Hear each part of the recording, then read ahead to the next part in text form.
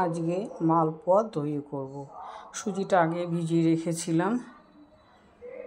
এর মধ্যে ময়দা দিয়ে দিব 1 কাপ। 1 কাপ সুজি দিয়েছি, 1 কাপ ময়দা দিয়ে দিলাম। এর মধ্যে চিনি দিয়ে দিব।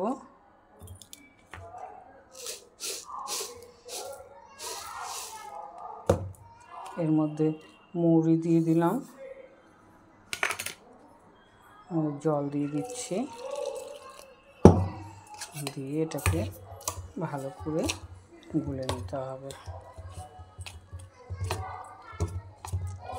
অনেক দিন ধরে ভাবছি মালপোয়া তৈরি করবো, তো আজকে হোলি আছে, তো আজকে ভাবলাম একটু মালপোয়া তৈরি করি, তাহলে সবাই একটু খেতে পারবে, ভালোই লাগবে সবার। এর মধ্যে আমি একটু আখের গুড় মিশিয়ে দিব, দিলে না গুড়টা দিলে খুব ভালো লাগবে খেতে, আর কালারটাও খুব সুন্দর হবে।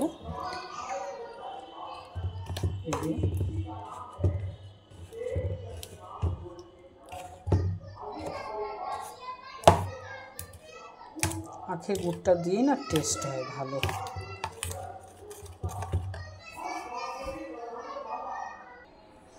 এই যে বাটারটা আমার তৈরি হয়ে গেছে, দেখুন একদম।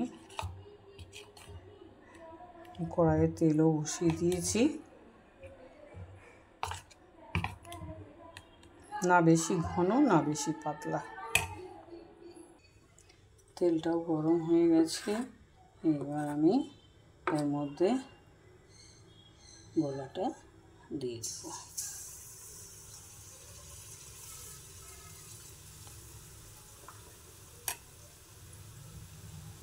কি সুন্দর ফুলছে, একদম ফুলে উঠছে, আর দারুণ দারুণ হয়েছে বলুন।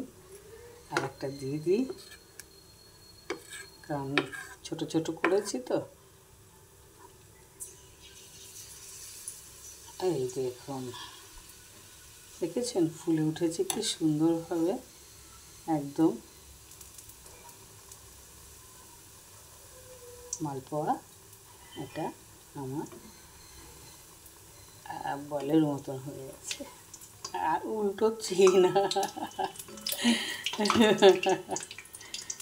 দেখেছেন এটাকে আমার এরকম করে এইবার উল্টেছে।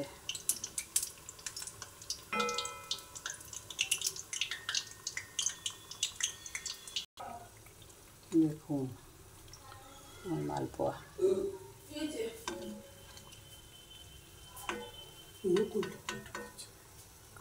একদম বলের মতন ফুলে উঠেছে, দেখুন।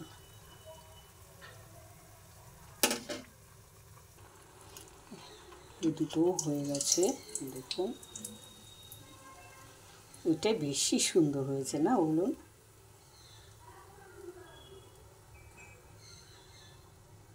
ছেঁকে ছেঁকে না তুললে না তেলগুলো, এই দেখুন কত সুন্দর লাগছে না। দেখুন আমার এটা হয়ে গেছে, এবার আমি একটু সাজিয়ে দিচ্ছি।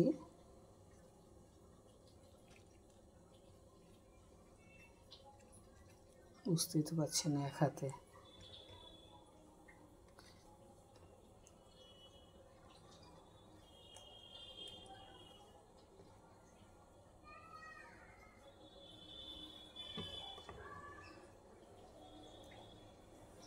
এই যে আমার মালপোয়া হয়ে গেছে।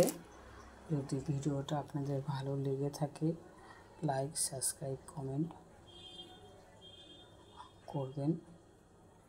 হ্যাপি হোলি। আপনারা সবাই ভালো থাকুন, আনন্দ করুন ভালোভাবে, সবাই সুস্থ থাকুন। Happy Holi, happy Holi, happy Holi. Malpua লাগছে কেমন কমেন্ট করে অবশ্যই জানাবেন।